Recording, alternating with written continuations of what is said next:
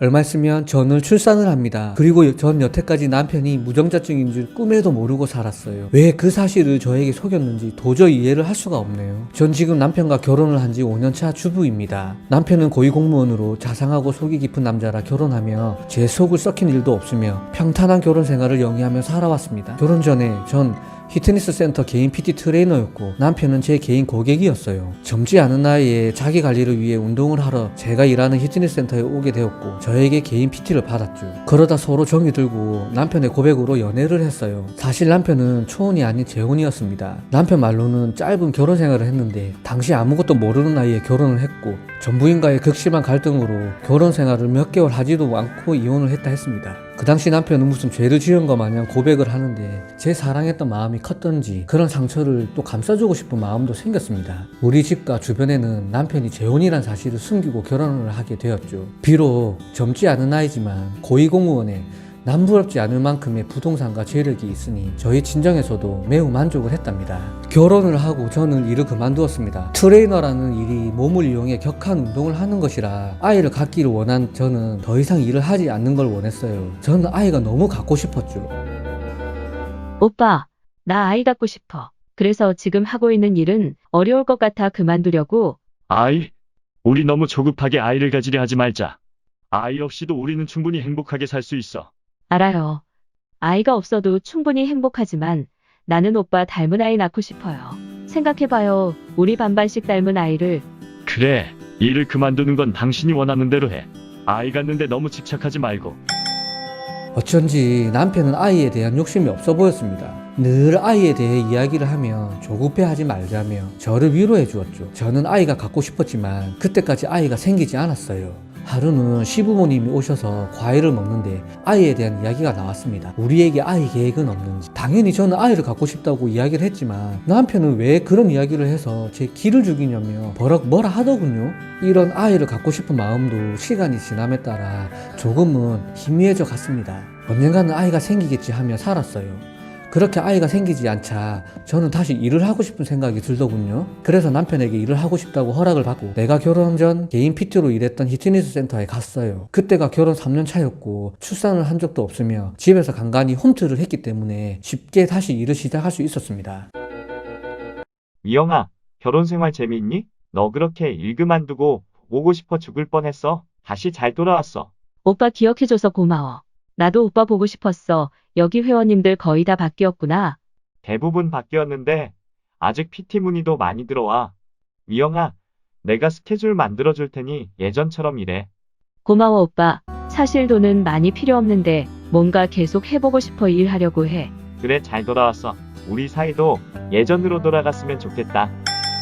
사실 제가 일했던 피트니스 센터에는 만났던 한 남자가 있어요. 거기 매니저로 일하고 있는 오빠인데 결혼 전 그 오빠를 조금 만났습니다. 하지만 드러내놓고 연애를 하지는 못했는데 그 오빠가 유부남이었어요.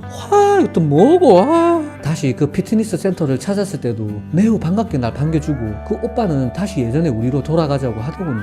하지만 저도 이미 결혼한 상태고 일을 하기 위해 그곳을 갔지 다른 마음은 절대 없었습니다. 사실 그 오빠를 만나던 시절도 사랑이라는 감정보다는 서로의 본능적인 부분을 달래주고 욕구를 해소하기 위한 수단으로서 만난 것이지 그 이상 다른 의미는 절대로 없었어요. 미영아, 내일 오전 시간 되니? 오랜만에 둘이 밥이나 먹을까? 나 내일 11시에 PT 스케줄 있는 거로 하는데. 너 내일 11시 스케줄은 내가 빼놨어. 그 회원님한테 너 사정 이야기 해놨고. 내 스케줄을 오빠가 뺐다고? 오빠가 왜 내 스케줄을 빼? 너 그렇게 결혼하고 우리 밥 한 번 안 먹었잖아. 내일 오전 밥 먹으러 가자. 그렇게 몇 번 오빠의 요구를 들어주었고 우리는 다시 예전의 관계로 돌아갔습니다. 하지만 정말 서로 사랑해서 만나거나 관계를 나눈 건 절대 아니에요. 진짜 단지 일상의 소소한 즐거움일 뿐이었어요. 집에서는 일을 시작하고 나도 내 성취감을 느끼니 더 이상 아이 이야기를 꺼내지 않게 되더군요. 남편도 그때쯤 해서 승진도 하고 우리 집은 정말 남부러울 것 하나 없이 잘 풀리고 있었습니다. 나는 그 매니저 오빠의 덕분에 나도 부매니저로 그 피트니스 센터 관리자 일을 하게 되었는데 오히려 개인 PT로 일할 때보다 회원들을 관리하고 PT쌤들을 관리까지 하는 게 더 재미있더군요. 그리고 그 오빠와의 만남도 잦아지고 그렇게 평범하고 즐거운 일상 시간이 흐르던 중에 몸이 이상한 느낌을 받았습니다. 약한 감기 기운 같기도 하고 평소와는 다르게 컨디션이 좋지 않더군요. 며칠 쉬면 되겠지 하고 쉬었지만 느낌이 달랐습니다. 아픈 게 아니고 좀 무거워진 느낌적인 느낌. 본능적으로 약국에 가서 임태기를 샀어요.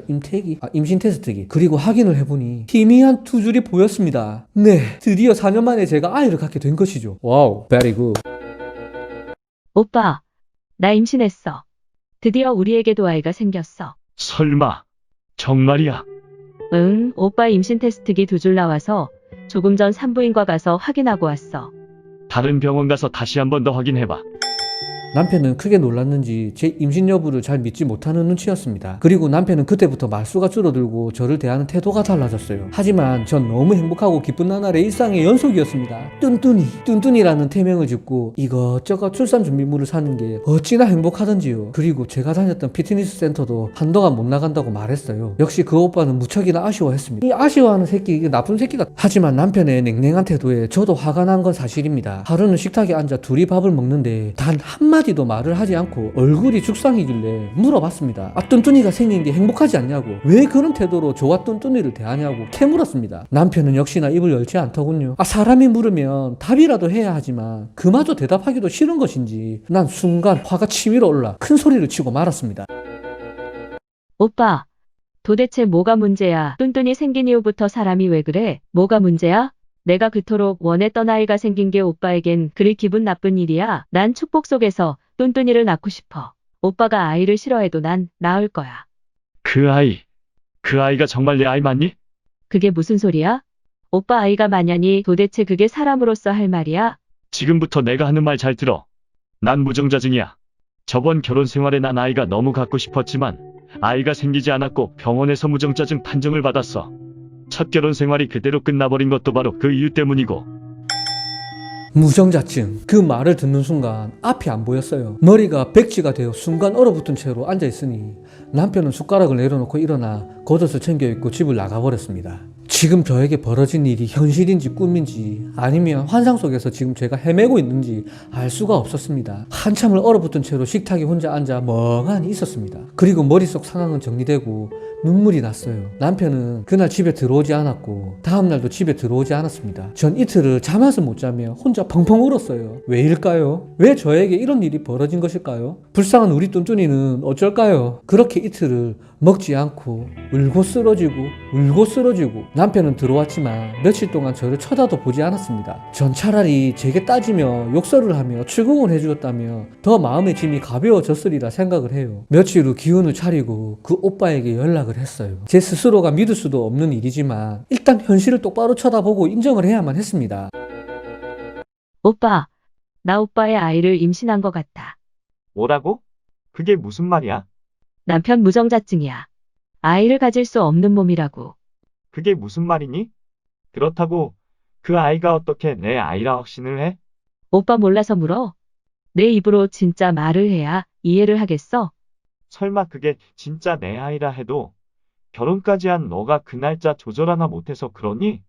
난 그 아이가 내 아이인 거 믿을 수도 없고 아이가 진짜 내 아이라 해도 난 책임질 수 없어.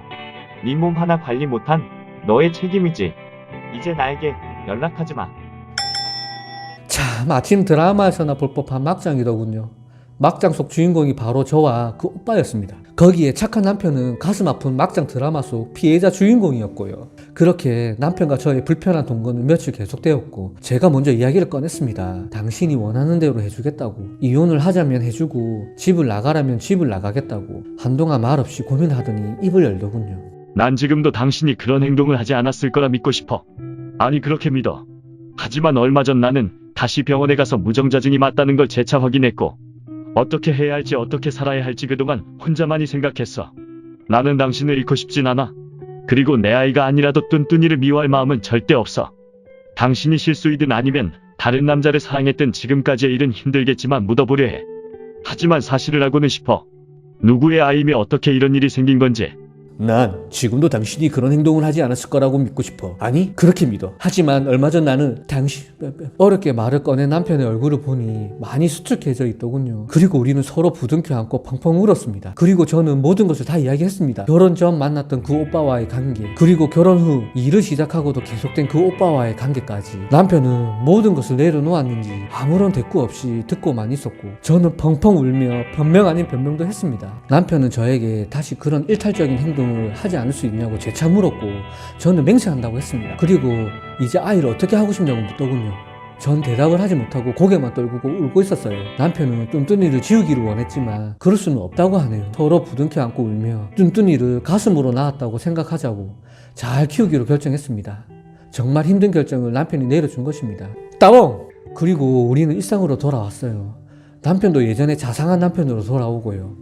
뚠뚠이에 대한 애정도 요즘 많이 표현하는데 가끔 술을 한 잔씩 하고 오거나 하면 너무 괴로워하는 모습을 비추곤 합니다. 겉으로 표현은 안 하지만 힘들어하는 내면이 옆에서 다 느껴질 때가 종종 있습니다. 그리고 이렇게 시간이 흘러 출산 예정일이 이제 다음 달로 다가왔네요. 제가 아이를 낳고 남편과 평생 살 텐데 괜찮을까요? 와, 여러분, 이 사모님의 사연, 야, 여러분, 이 사모님의 남편, 그 사장님이 정말 대단하신 분이네요. 그런데 지금은 이렇지만 나중에 애가 크고 계속 그 오빠의 얼굴이 이 사모님한테도 그 아이에게서 보일 테고, 그런데 막상은 막상